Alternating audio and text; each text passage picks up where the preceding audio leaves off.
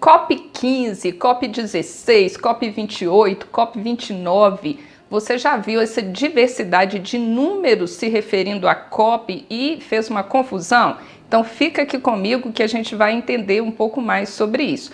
Para começar, quero deixar bem claro para você o que é o significado de COP. COP significa Conferência das Partes, mas que partes? Vários países, várias nações do mundo que se reúnem organizados pela ONU, Organização das Nações Unidas, para tratarem de temas diversos relacionados à área ambiental. Mas como e quando que começa toda essa questão aí? A criação da COP, ela começa a partir da ECO 92, que foi a segunda Conferência Mundial de Meio Ambiente. A primeira Conferência Mundial de Meio Ambiente, ela foi realizada no ano de 1972 em Estocolmo, na Suécia.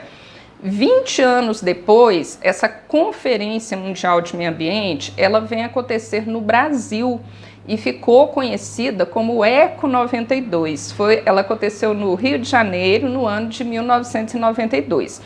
Então, foram tratados temas diversos sobre a questão ambiental, porque era o tema principal da conferência, vários países do mundo reunidos, organizados pela ONU, para tratar da questão ambiental. Então, nesta conferência, foi entendido pelos participantes, representantes de governo, de cientistas, ficou entendido que das questões ambientais mundiais, nós temos 3 assuntos que eles são de alto risco ambiental para o planeta. São os temas principais que nós precisamos abordar e buscar soluções para que a gente resolva o grande problema ambiental do planeta. Essas 3 questões, elas são as mudanças climáticas, a perda de biodiversidade e as áreas de desertificação no mundo. Então, a partir daí, ficou decidido que esses países fariam reuniões futuras para tratar desses temas em específico. Então, aí que foi criada a COP. Aí, depois de 1992, os países começaram a se reunir, a fazer reuniões específicas para tratar de um desses 3 assuntos, ou a questão do clima, ou a questão da biodiversidade, ou a questão da desertificação. Então, a COP, que trata das questões climáticas, ela acabou ficando mais conhecida por questões óbvias, né? Porque as alterações climáticas, elas estão muito aceleradas, elas estão trazendo graves problemas. Então, muitas vezes as pessoas elas ficam mais com foco na questão da COP do clima, da COP relacionada ao clima. E esta COP, ela acontece anualmente. Agora, as outras, para se tratar da questão da biodiversidade, das áreas de desertificação, elas não acontecem anualmente. Então, por isso que, às vezes, as pessoas fazem um pouco de confusão com relação aos números, porque o número, ele se relaciona à edição daquela COP, se foi a primeira, se foi a segunda, se foi a terceira. Então, por isso que a gente vê vários desses números, COP1, COP2, COP10, COP15, mas a gente precisa ver também, não é só o número, é referente a qual tema está se referindo àquela COP. E falando um pouco mais sobre cada um desses tópicos de altos riscos ambientais para o planeta, a questão das mudanças climáticas. Quais são as consequências que as mudanças climáticas têm trazido para o mundo, para o planeta? Grandes consequências, dentre elas, a própria questão dos eventos climáticos extremos, muito frio, muita seca, muito calor, e também grandes desafios econômicos, porque a área da agricultura, por exemplo, ela tem grandes desafios quando o clima ele passa a ser alterado, porque para se cultivar o solo existe uma relação direta com a questão climática. É necessário uma previsibilidade do comportamento climático daquela região para que não hajam perdas econômicas significativas. Então, O mundo está percebendo, diante do que a ciência tem mostrado, diante da nossa observação, o mundo está percebendo que as alterações climáticas elas são um grande desafio para toda a humanidade. E sobre a questão da perda de biodiversidade, o que significa isso aí para toda a humanidade? Houve um tempo, né, na história aí da nossa humanidade que a humanidade ela tinha um grande foco em utilizar as terras. Utilizar as terras para quê? Para que serve essa terra? Aqui serve para construir uma cidade, aqui serve para plantar. Então, nesse sentido, é como se os biomas eles não tivessem importância, eles não fizessem diferença ali.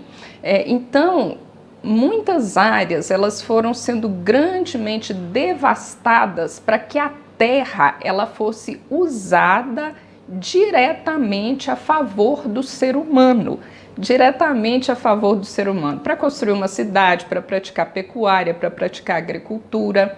E ainda tem muita gente que pensa assim, mas muitas pessoas estão vendo que não é bem assim que funciona. Por quê?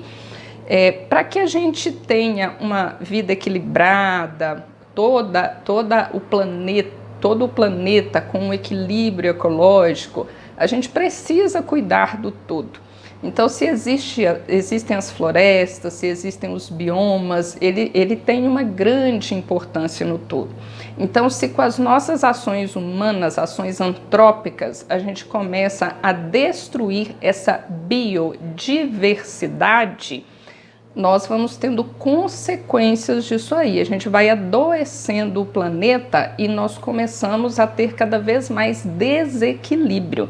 Então, por isso que a questão da biodiversidade ela é tão importante para que o todo funcione em equilíbrio. E o terceiro ponto, que são as áreas de desertificação, o que é isso aí? Digamos assim, em linhas gerais, nós temos dois tipos de desertos. Temos os desertos naturais, que a própria natureza criou, e nós temos muitos desertos que estão se formando por conta da ação humana em determinado espaço, que são as áreas desertificadas. Então, quando que um solo, que uma área, ela se torna um deserto em função da ação humana? Quando nós causamos grandes alterações ali e a vida ela deixa de se perpetuar naquele espaço. Então, basicamente, é a retirada da vegetação, é o uso do solo de forma desgastante, de forma extrema, e é acabar também com os recursos hídricos do local, é secar as fontes de água. Então, aquela área ela vai perdendo vida, o solo vai empobrecendo, perde água e aquela área se transforma num deserto. E essas áreas de desertificação no planeta, elas estão crescendo. Então, quando a gente observa esses três pontos aí de alto risco ambiental, eles são crescentes, eles estão trazendo grandes prejuízos para a humanidade. Então, isso é um grande desafio que nós temos, a gente reverter essa destruição. Só que esse desafio ele se torna maior ainda quando nós pensamos que hoje no planeta nós somos mais de 8 bilhões de habitantes, com uma probabilidade de chegarmos a 10 bilhões no ano de 2050. Então, a Terra, ela precisa produzir para que a gente se alimente, para que a gente sobreviva. Então, o grande desafio é nós utilizarmos cada vez um espaço menor de terra para a gente produzir mais, porque nós vamos precisar produzir mais. A gente tem, por um lado, a questão de uma cultura do consumismo, esse é um assunto em específico, mas por outro lado, nós temos seres humanos que precisam se alimentar, isso é fato, isso é uma realidade. E essa quantidade de seres humanos está aumentando. Então, são os grandes desafios que nós temos, minimizar esses altos riscos e conseguir produzir alimentação para a sobrevivência de toda a humanidade. Espero que você tenha aproveitado aí para agregar algo mais aos seus conhecimentos e te convido a fazer inscrição aqui no canal e continuar aqui comigo. Até o próximo!